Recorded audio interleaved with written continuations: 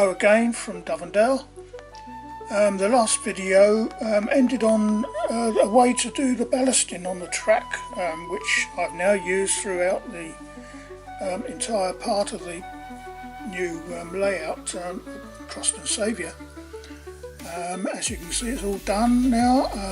Didn't take very long at all. Did it in about half a day, I think. Anyway, the next thing I was going to do was to show you how I'm using a Bluetooth speaker called MicroStar, which I got on eBay. I don't know what it cost, about £12 or something. And it fits very accurately, with hardly any room to spare, inside one of the Pico bug boxes for the 009. And this shows you how I did it. And also what it sounds like. I use it with my mobile phone, which has a sort of diesel sound on it, and if I keep it in the middle coach of a 3-coach train, which is about the most I really want to run, then it's always nearest to the engine, whether the engine is at the front or the back. So this is how it's done, and I just have a few still photos here to show. The most difficult part was carving away the encasement of the MicroStar unit. You have to be very careful. I was using a Dremel with a saw disc on it. Well, not a saw disc, it's a filing disc. And you have to make sure that you don't go too deep, otherwise you start mucking up the innards. So that took quite a while, and in fact that took more time doing that and freeing all the stuff inside it than actually putting it inside the coach. Anyway, this is how it's done. The village of Croston Saviour, which is almost finished now. It is very narrow, 4 foot long. We've got a little goods yard at the end. This is where the coach stops, and it doesn't go to Swanage. I don't know where they got that from. What else we got here? Got a little level crossing. The back scene I'm not particularly sure about. It looks a bit 1960s to me, and I'm sure Pico could do a lot better than that now. I know they've started using, or have for some time been doing photographic backdrops, which I have to say I find are a bit sad. Depressing is the word, I think. Anyway, that's their problem, not mine. Station building there, which is a Metcalfe model. There's a Baldwin. It's the only steam engine that actually works on this railway. All the others have conked out. That's another grumble. What else have we got here? There's the church surrounded with sedum trees, which I'll carry on using. That's my favourite way of making trees. And all the sedum in the garden at the moment is coming along nicely for harvesting in late November, I would think.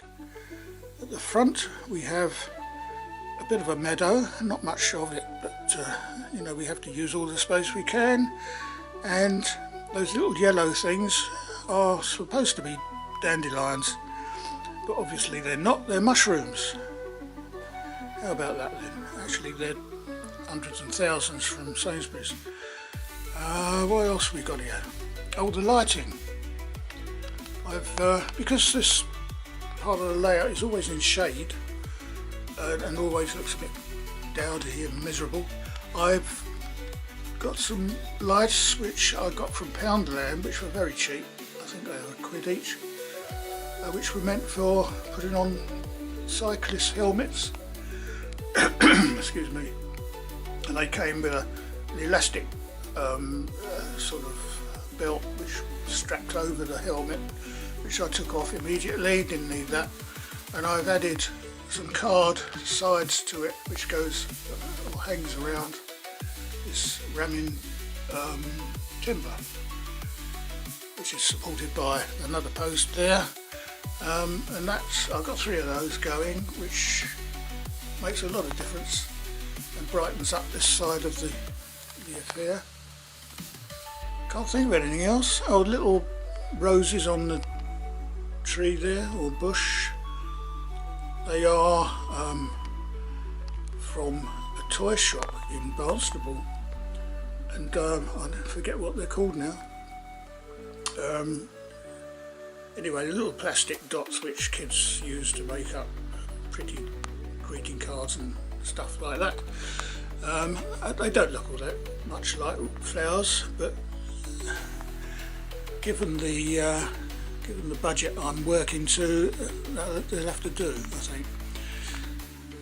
There we go then, that's it for now. I can't think of any other reason for coming back with another episode, to be honest.